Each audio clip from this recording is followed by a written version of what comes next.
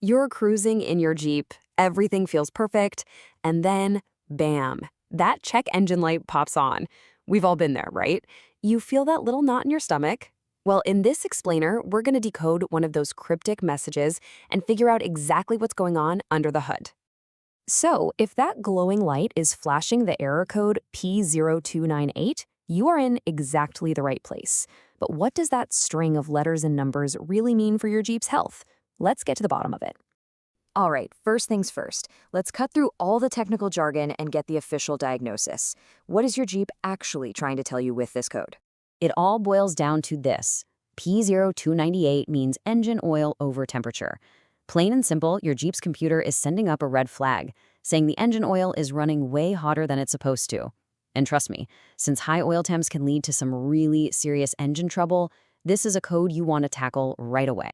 You've basically got two main characters in this story. First up is the EOT sensor. Just think of it like a thermometer that's constantly checking your oil's temperature. That temperature reading then gets sent over to the PCM, the Powertrain Control Module, which is pretty much the brain of the whole operation. So, code P0298 is just the brain shouting that it's getting a dangerously high reading from the thermometer. Okay, so we know the oil is supposedly too hot, but why? Is it a problem with the oil itself? Is the sensor just giving a bad reading? Or is the computer confused? Let's take a quick look at all the potential culprits. Think of this as our game plan. We've got 5 main suspects, and we've lined them up from the easiest fix to the most complex. We're going to start with the simple stuff like the engine oil and the cooling system, then work our way down to the wiring, the sensor, and finally the PCM. This is the exact order we're going to follow to crack this case. All right, hold on. We are not grabbing any complicated tools just yet. We're going to start with the 2 things you can easily check yourself, right there in your own driveway. Step 1, pop the hood and pull out that dipstick. What's it looking like? Is the oil level low? Does it seem really dark, sludgy, or just plain nasty? A lot of the time, the fix is as simple as getting some fresh oil in there. Then, step 2 is just giving your cooling system a good look over. See any drips, puddles, or obvious leaks. Check the radiator for leaves or other junk. Seriously, these basic checks can solve the problem before you even think about going further. So what if your fluids and your cooling system look A-OK? Well, now it's time to dig just a little bit deeper into your Jeep's nervous system. Yep, we're talking about the wiring that carries the signals from that sensor to the computer.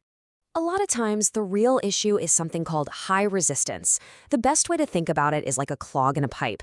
The electrical signal is trying to flow from the EOT sensor to the PCM, but something is getting in the way. This clog can mess up the signal, making the computer think the oil is overheating when it's actually perfectly fine. So what does this electrical clog actually look like? When you trace the wiring from that EOT sensor, you're on the hunt for 3 main things. Check the connectors for any of that green or white crusty-looking corrosion.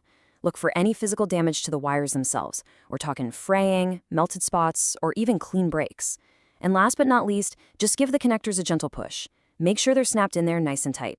All right, so you've checked the fluids, you've inspected the cooling system, and you've looked over the wiring. But that pesky P0298 code is still hanging around. Now we're getting into components that can be a bit trickier to diagnose, and you might need to call in a pro. If the path, the wiring, is clear, then our next suspect has to be the messenger itself. That EOT sensor, our little thermometer, can just plain go bad over time. It might be sending crazy, inaccurate readings to the brain, and if that's the case, the only real fix is to swap it out for a new one. And that brings us to the last resort, the Powertrain Control Module. Now look, this is the least likely culprit, but it is possible. If you've rolled out everything else, the oil, the cooling system, the wiring, and the sensor, then the Jeep's computer itself could be the problem. And this is almost always a job for a qualified mechanic. Okay, we have walked through the entire diagnostic process from top to bottom, but you might still have a few practical questions. So let's do a quick fire round and get those answered. First up, what if you don't have one of those fancy code scanners? Is there a secret handshake to get your Jeep to tell you what's wrong without any special tools?